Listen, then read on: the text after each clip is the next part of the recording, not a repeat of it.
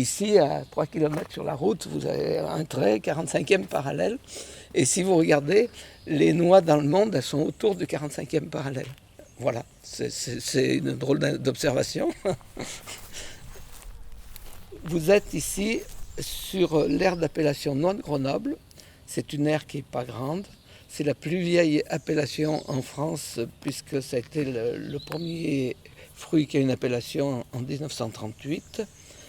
Et on est sur les zones de Piémont du Vercors.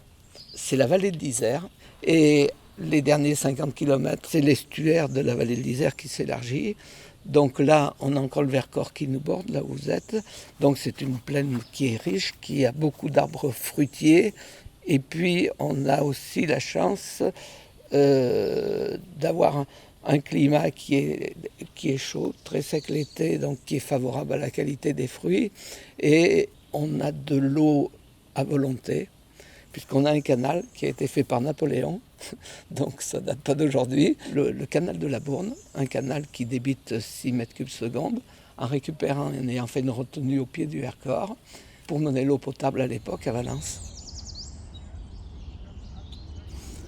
Dans notre région, il y a toujours eu des noyers. On sait qu'il y a plus de 1000 ans, on retrouve des fermages qui se payaient avec des noix. Et pendant très longtemps, la vallée de l'Isère, il y avait des petites fermes où les gens tournaient avec 3 ou 4 hectares de noyers, 2 hectares de blé. Et ils arrivaient à vivre avec ça parce que ça leur permettait d'avoir... Ils faisaient un peu d'élevage, ils avaient quelques vaches pour avoir du fumier pour les noyer.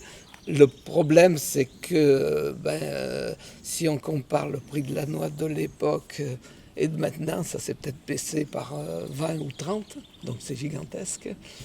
Et donc les fermes ont petit à petit ont grossi.